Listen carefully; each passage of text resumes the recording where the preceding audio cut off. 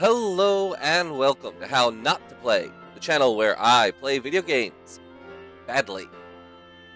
So, I have a confession to make. I have never completed a Pokemon game in my life. And today is no exception because today I'm doing my own variation on a Pokemon Scarlet Nuzlocke that I am going to be calling a Packlocke.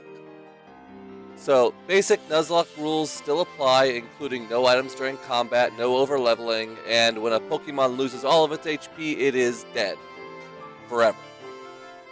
However, instead of catching the first Pokemon I see in each area, I will be opening a Scarlet Violet booster pack of Pokemon TCG cards, and whatever Pokemon I pull out of that pack are the only Pokemon I'm allowed to use. Period. As you may have noticed, I don't have a camera set up to be able to show you a live packet opening, but I did find a pack simulator online so that I can open a virtual pack for the purposes of this video. So, let's meet our team. First up, we get Fido. Gotta love that pupper. Up next, Rotom. Is that a Pokemon you can even get in Scarlet? I guess we'll find out. Flittle, psychic type, alright. Toadschool, alright, that's decent. Citadel. I suppose I should give the caveat here that I am not limited to these exact forms, but rather these Pokemon lines. So, with evolutions permitted, I am allowed to evolve Toadschool into a Toadscruel, Citadel into Cititan, and so forth. So up next, we can get Cacnea. Flamigo, okay, that's a really good early Pokemon. Spathra, isn't that just evolved Flittle? A rock chest plate. Okay, so for Pokemon tools, items, trainers, whatever, I'm not entirely sure what to do with these during the run. Let's say if it's an equipable item, then it must be equipped. Usable items like potions will allow that item to be used during combat. Something like a revive would give me the ability to bring one Pokemon back from the dead. For trainers, maybe we get a free pass on that trainer. Like any Pokemon we lost during that fight are not permadead because it was just a practice fight or something. I don't know. Let me know in the comments below how you think these different support cards should affect the run as a whole. While you're down there, don't be shy about hitting those like and subscribe buttons too to really help the channel out and push these videos out into the algorithm. But our last card is going to be King Gambit. So that's it. These are the only Pokemon I can use during this run, and honestly, I feel pretty good about this pack. 9 out of the 10 cards are Pokemon, which does give me some wiggle room should 1 or 2 die, but that's it. There's no other replacements. When they're all dead, game over. So let's see how far we can make it. So our first major choice in the game is going to be, do I pick Quaxley,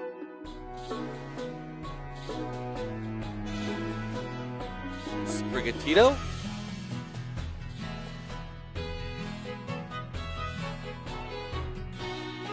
or Fuecoco? Now, none of these were in my pack, so I can't actually use whichever Pokemon I pick. So the question is, what starter do I want Nemona to have? Because she will always pick the one that is weak to the one that I pick. So looking at the different typings, it looks like Fuecoco, or its evolved form Skeledirge rather, is going to be a Fire Ghost type, and is going to be strong against pretty much my entire team.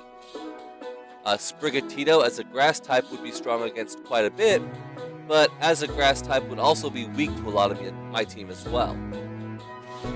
Our last one, Quaxley, has a water fighting type, and honestly none of my Pokemon are going to be weak to water. And only a very few are going to be weak to the fighting type. So really, Quaxley should be the best choice for Nemona, meaning that I am going to want to pick the grass type, Sprigatito.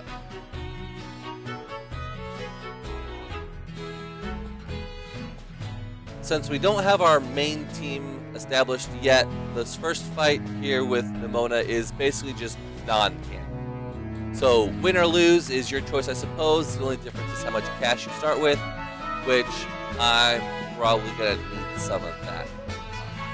Next, Nemona wants us to catch this Lechonk, but he's not on my list, so since I can't run away, we'll just Lechonk instead.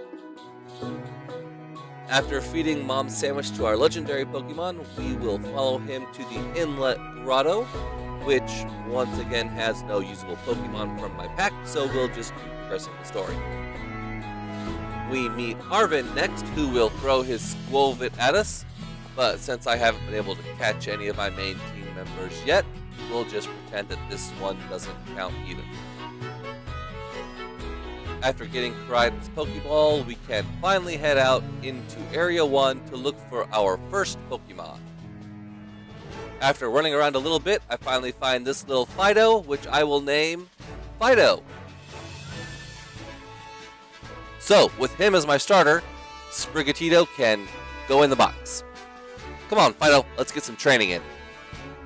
Speaking of which, do most Nuzlockes just ignore trainer battles? I mean, it seems like a pretty good way to get cash. I don't know, let me know in the comments below. I mean, I'm gonna need to get potions and heals and such to use in between battles, which I assume is gonna get costly eventually. Anyway, off by the lakes east of Los Platos, I can catch the flying, fighting flamingo, which I will name Rocky, after one of the greatest fighters in cinema history, only to later discover that he is biologically female. Oh well, since when does being trans mean you can't kick ass? So with our initial team ready, let's head on into Mezagoza, or try to head inside. Alright, Nemona, let's do this. I'm not entirely sure which would be best against Quaxley. Whatever, Rocky's here, so let's give it the old 1-2 punch.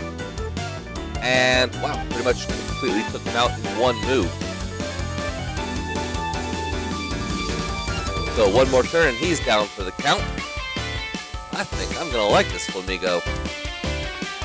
Nemona switches in Palmy, which is an electric type, so I am definitely getting my flying type out of here.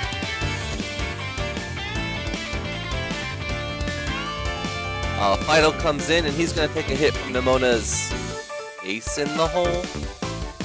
Oh, right, she's gonna cheat by terastallizing. Alright, well, it's a good thing that I got my flying type out of there because Flamingo would definitely be dead against a Terra Palmy.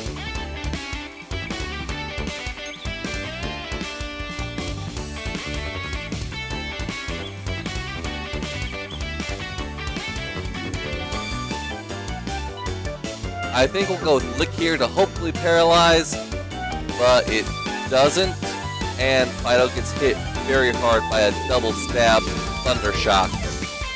I really can't keep him in or else he's going to die, so I have no choice but to swap Rocky back in and eat a super effective Thunder Shock.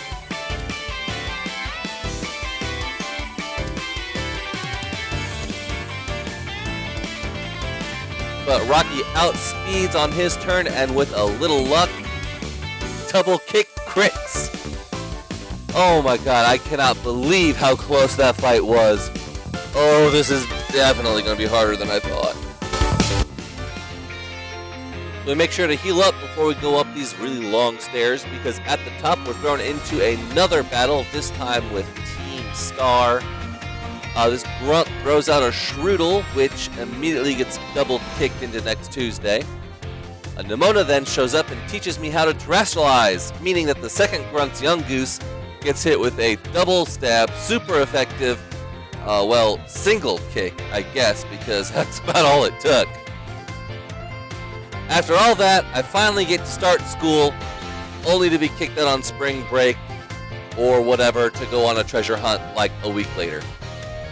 So now I get to roam around the countryside like a vagabond and hopefully not die to the local wildlife.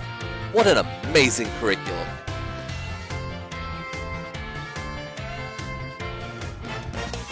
But we do manage to make it alive to the Cortando's Bug Gym, where Rocky, our flying type Flamingo, just sweeps the entire thing without even taking a single point of damage.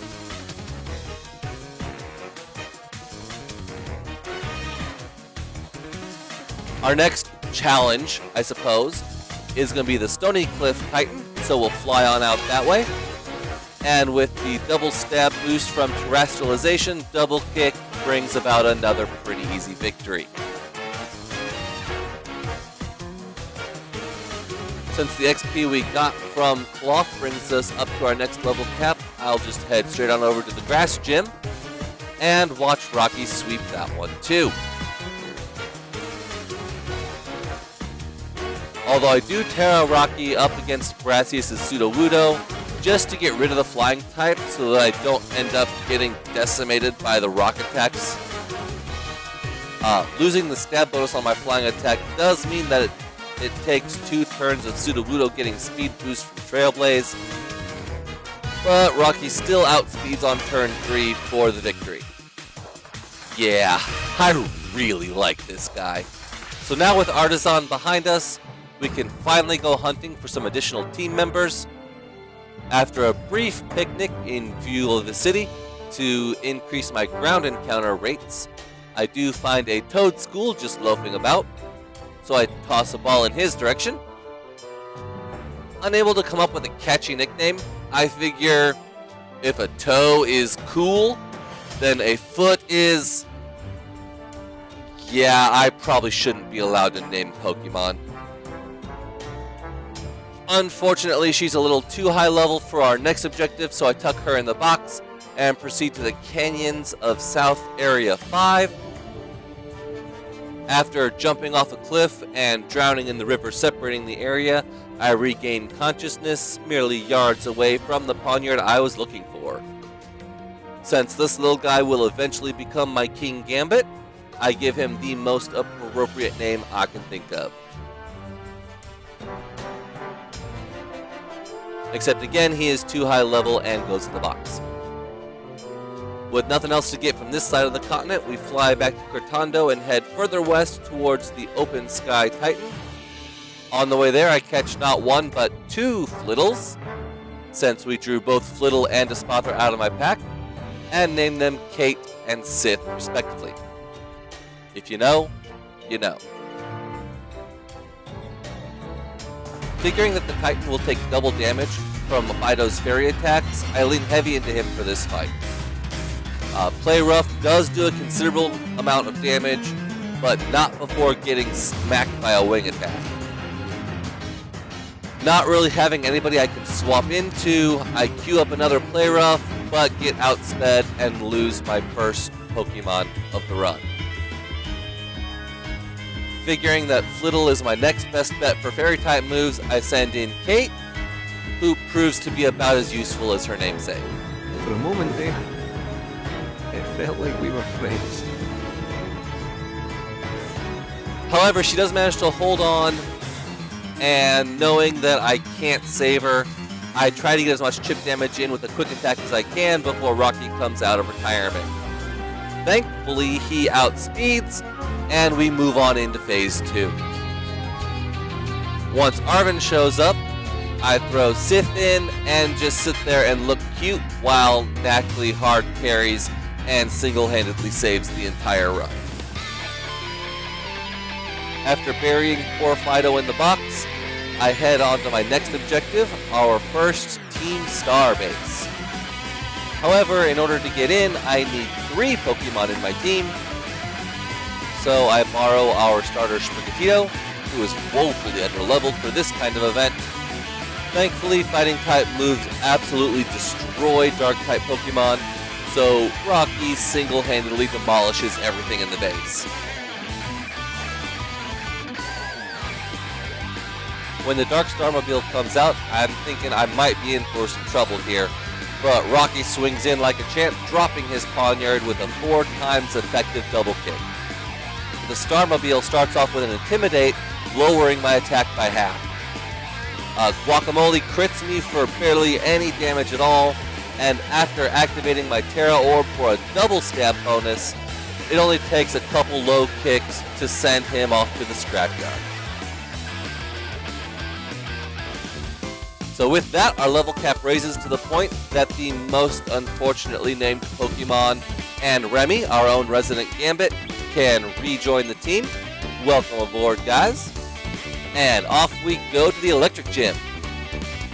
Before we get there though, Nemona wants another crack at us, and not wanting to repeat the mistakes of the Sky Titan, I decide to go in with an actual strategy this time. So I lead off with Barnyard versus her Rockruff, which will take a hit being a little bit slower, but Metal Claw will absolutely eviscerate the poor pupper. Nemona switches in her Palmy, which my unfortunately named Toedsquirrel should be able to counter. A Mud Slap can quickly decimate the Electric-type Pokemon, leaving Nemona with just her newly evolved Quaxwell. Seeing the super effective wing attack coming in, I quickly swap out into Remy to blunt it. At this point, I don't necessarily know what Nemona's going to do, but with only one of her moves being super effective on the switch, I go for my ace in the hole, Rocky. Being faster, stronger, and terrestrialized for a double stab boost, Rocky doesn't do nearly as much damage as I hoped for, as Quackwell continues to build power. I am absolutely terrified of what might come, but hopefully Rocky can pull it out, getting Quaxwell down to 1 HP before getting O-coded by a Water Pulse.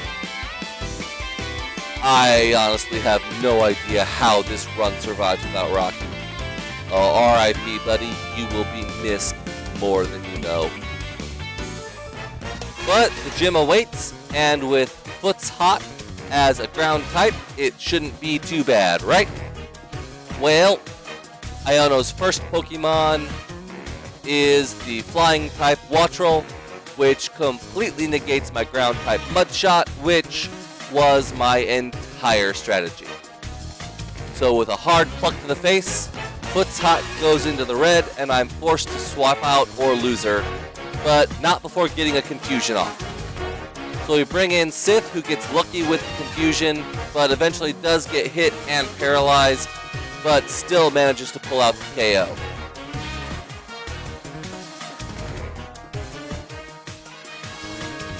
Iono brings in Luxio, which outspeeds my attempt at a confusion attack. And I figure I can bring in Toedsquirrel to get that Mudshot out to lower his accuracy with that debuff. But Luxio connects anyway, taking me down to my last Pokemon. Remy tries his hardest with the Fury Cutter, actually killing Luxio while holding out at 1 HP. But with 2 Pokemon still on Iono's side, this run is officially over. So hey, let me know in the comments below what you think I might have been able to do differently to maybe save some of my Pokemon. And let me know if you want to see another one of these runs, because I can certainly do that. Alright, well, thanks for watching. Like, comment, subscribe, let me know what you want to see. Maybe we'll do it. And I'll see y'all in the next video.